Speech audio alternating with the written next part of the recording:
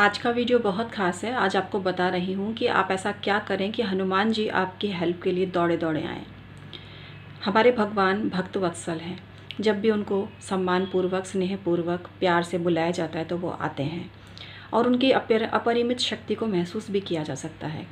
लेकिन ये क्रिया इतनी सरल नहीं है। हनुमान जी की साधना में किसी भी प्रकार के कामुक विचार, अश्लील विचार, भद्दे विचार का कोई स्थान नहीं है। और हनुमान जी को प्रसन्न करने का मैं आज बहुत ही सरल तरीका आपको बता रही हूँ। हनुमान जी को प्रसन्न करना है तो अपने नाम के आगे एक शब्द जोड़ दीजिए, वो है राम भक्त। जब भी हनुमान जी को बुलाएं तो आप अपना नाम लेकर उससे पहले बोलें कि मैं राम भक्त, जैसे मान लीजिए किसी का नाम अजय है, मैं राम भक्त अजय आपको प्रणाम करता हूँ। हनुमत प्रभु, मैं राम भक्त अजय आपको प्रणाम करता हूँ। यह लड़की का नाम अनीता है तो वो ये बोले कि हे हनुमत प्रभु, मैं राम भक्त अनीता आपको प्रणाम करती हूँ। आप मेरे भ्रातृतुल्य हैं और मुझे आपकी आवश्यकता है, मैं इस संकट में हूँ। इस तरह से आप बुलाएंगे तो हनुमान जी को ज़रूर आना पड़ता है। हनुमान जी के साथ सबसे बड़ी चीज़ है, आपने देखा होगा रामायण के प्रसंग में भी, कि हनुमान जी जब अपनी शक्तियों को भूल चुके थे तो उनकी शक्तियों का एहसास कराया गया था उन्हें, क्योंकि वो शक्तियाँ भूल चुके थे। वो शक्तियाँ फिर पुनः उनके भीतर जागृत हुई थी। तो हनुमान जी को पुकारते समय, हालांकि अब ऐसी बात नहीं, हनुमान जी को अपनी शक्ति पता है, लेकिन ये एक प्रक्रिया होती है भक्ति की कि जब भी आप किसी की शरण में जाते हो तो उस दिव्य शक्ति को परम तत्व मानकर और उनको उच्च धरातल पर स्थापित करके रिक्वेस्ट की जाती है। तो आप हनुमत प्रभु को यही बोलें कि उनका जो आपन, जैसे आपन तेज संभारो आपे, मतलब जो आपका तेज है उसको आप संभालिए और मेरी रक्षा कीजिए। तो इस तरह के शब्द ज़रूर बोलने चाहिए। आपन तेज संभारो आपे, तीनों लोग हाँकते कापे, इस तरह से। और अलग अलग उनके जो दोहे जो भी हैं, जो चौपाई वगैरह भी है, उनका आप स्मरण करते हैं तो भी बहुत फ़ायदा होता है। दोहा और चौपाई जो एक प्रकार का छंद होता है और इसका प्रयोग जगह जगह किया गया है भक्ति काव्य के अंतर्गत।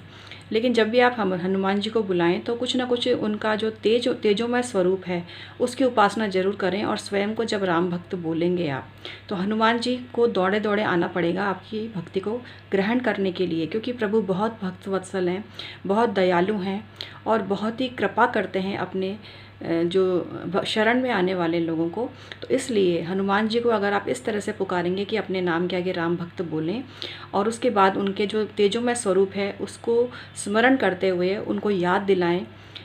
अलग अलग जो हनुमान चालीसा है, अलग अलग जो उसमें दिए गए हैं दोहे, उनको आप बोलें तो उससे बहुत ज़्यादा फ़र्क पड़ता है। अलग अलग समय पर अलग अलग चीज़ें बोली जाती हैं। जैसे किसी का स्वास्थ्य खराब है तो वो ये बोले, नासे रोग मिटे सब पीरा, जपत निरंतर हनुमत बीरा, इस तरह से बोलें। और बीरा शब्द मतलब भाई, भाई की तरफ भाई भी शब्द है, और वीर, हनुमत वीरा, जो वीर हनुमान है, दोनों तरह से प्रयुक्त किया जाता है। और जब समीक्षा की जाती है, भावार्थ निकाले जाते हैं, तो एक शब्द के कई अर्थ होते हैं, लेकिन उस समय पर क्या प्रासंगिक था यही काम में लिया जाता है। तो हनुमत वीरा मतलब वीर जो हनुमान है, जो तेजोमय स्वरूप हैं, जो भगवान श्री राम के अति प्रिय हैं, उनसे आप अपनी रिक्वेस्ट करिए।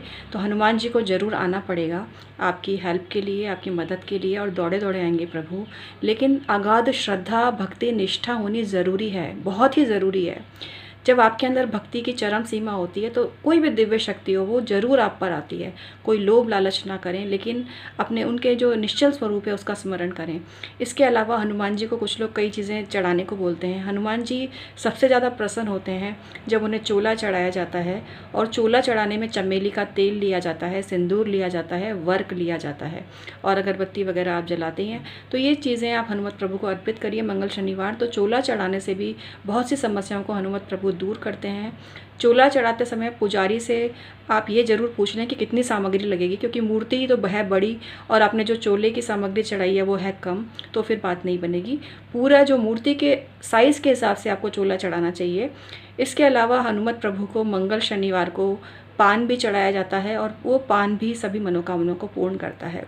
जो पान वाले होते हैं वो जानते हैं, और उसमें लौंग वगैरह विशेष पद्धति से लगाई जाती है और कुछ खास चीज़ उसमें रखी जाती है।